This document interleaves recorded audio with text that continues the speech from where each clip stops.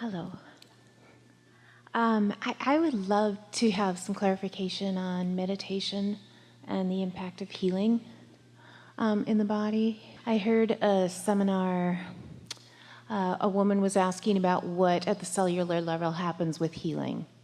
And it came down to disease being a focus upon a subject that disallows the natural energy from flowing the way it would if you were not focused upon a subject. Well, you have to start with the premise that you are an extension of source energy, and that communication is being offered to you at all times.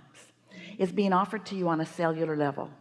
When you think about it, so much is happening that you don't have to have conscious awareness of. You don't wake each other up. All right, you keep our hearts pumping until 1, I'll take it from 2 to 4. The cells of your body, the trillions of cells of your body, are in communication with source energy, and their natural proclivity is to thrive. So just like what we've been talking about all day here today, the only thing that prevents that alignment is contradictory thought.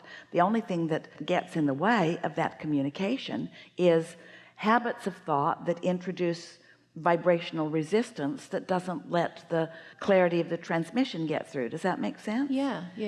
And so when you feel negative emotion, that means you're blocking that flow.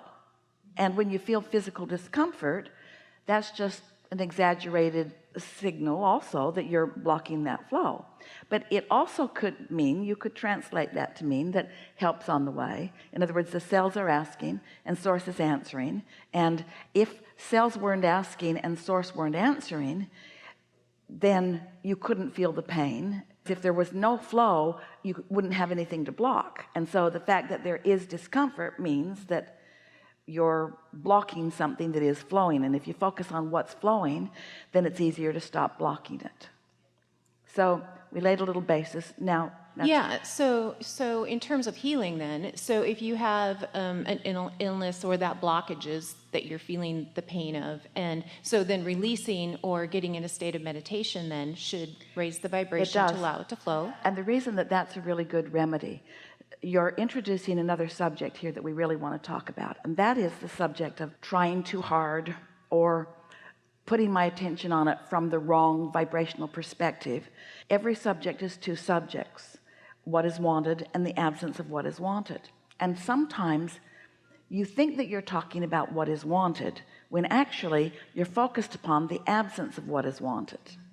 And so that's why playing this game that we're offering for a while off the subject of anything very important, because the important subjects are the hardest ones to figure this out about at first.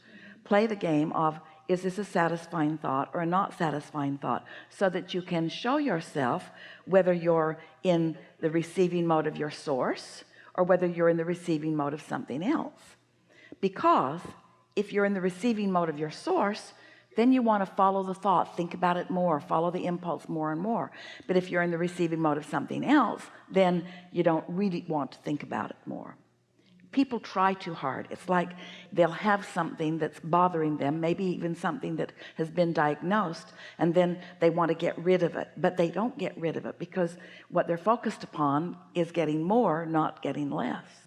So meditation will naturally help Meditation, release the meditation dis-ease. is wonderful, because when you stop thought, you stop resistant thought, and when you stop resistant thought, you allow the communication. And when you allow the communication, we're not saying that you would under no condition follow forward with any action. You might very well get an impulse or receive an idea about something, but you've got to be in that receiving mode before you become the receiver or the realizer of those ideas or those changes. That makes sense? Yeah, for sure.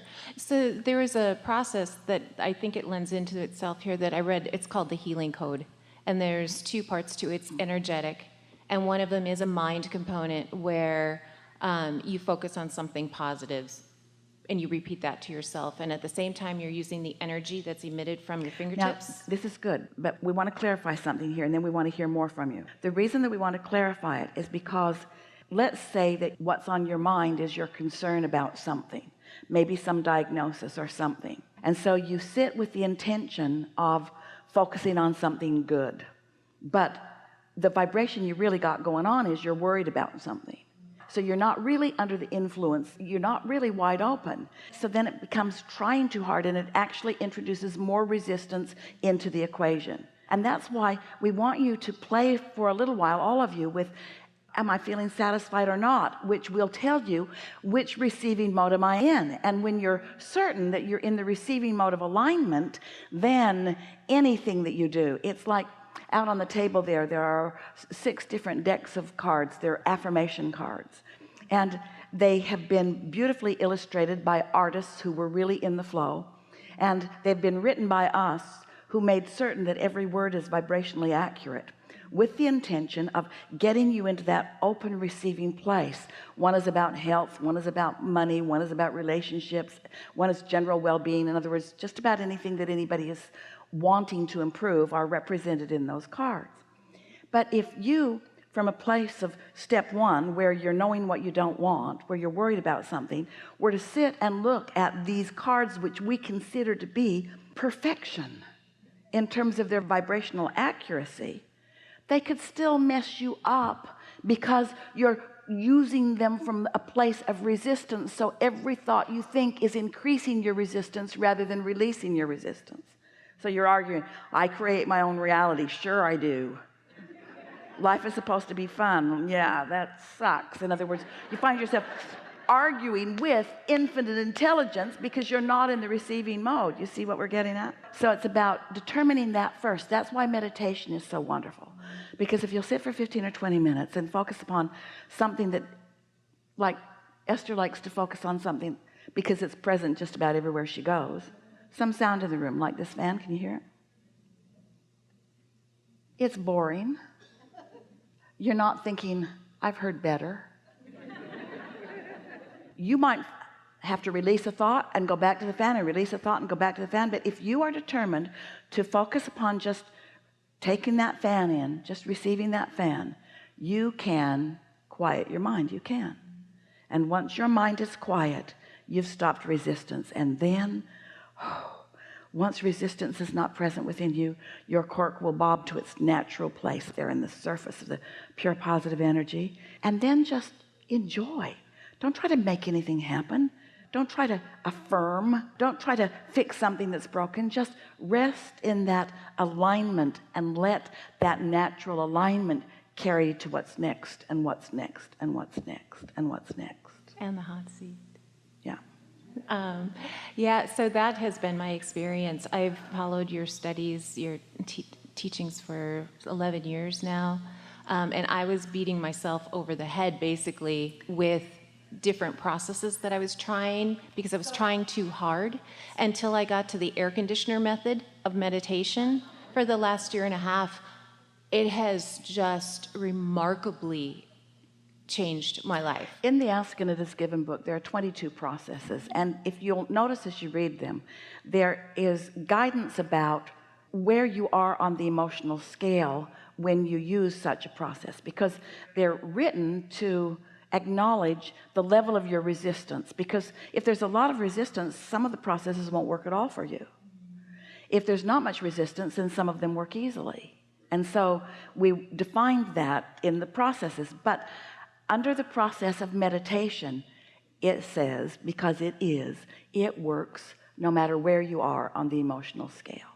Because as you quiet your mind, you stop resistance, and when you stop resistance, your vibration rises, and when your vibration rises, you are in the receptive mode, and the more you do it, the easier it is. Yeah, and that's been my experience too for the last year and a half. Yeah. So just beautiful, beautiful, just beautiful, beautiful. And so my final question is, we had talked several years ago that the things that I've learned from you, and then this meditation practice with the air conditioner method, was what helped me release my addiction to alcohol. And we were talking about the fact that I wanted to teach seminars, and you interjected that you thought I should, that there are a lot of people who have tried a lot of different approaches who could use a new approach. And so I'm ready to do that now, and I have this It's my passion project, my inspiration. I'm developing a movie based education program. Just pay attention as you're moving along. First of all, we never tell anybody they should do anything, but if somebody feels like they want to do something and it feels like that, then you can't not do it and feel good. It's not a matter of should, it's a matter of having gotten the momentum going, and now you're being called to the fulfillment of yourself, and nothing else will do. Maybe that's a should, maybe that means should, but what we mean is nothing else will do. Once you get something in motion and you line up with it and it calls you, so just pay attention as you are moving along, because there are things that others will encourage you to do that are from the wrong receiving mode. I don't think this one is. This has been percolating for quite a while. We're not talking Yeah. about the idea. Yeah. We're talking about pieces within it. One of the things that always happens, we're really out here on the leading edge with you, so enjoy this, because once something has been decided by you and so you're underway with it, you find yourself thinking about it a lot. In fact, thinking about it mostly, more than anything else, often more than all other things put together. But you're not always in the receiving mode. So sometimes you'll be thinking about it because that's what you do now, but not from the receiving mode.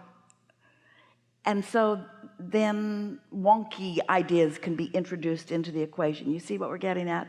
So just take it easy and let it be inspired. That's all we're saying. Let it be inspired. Well, I'm inspired to ask if you potentially would be in the movie.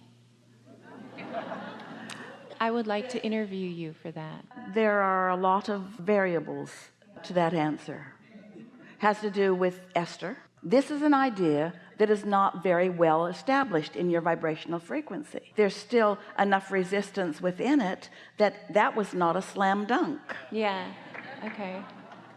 You see what we're getting at? Yeah, no. Would you be in the movie? Maybe. You see what we're getting at? Yeah, yeah. There are all kinds of people that can be in your movie. Yeah. Including you, so I'll work on that one. Thank you so much. Yeah.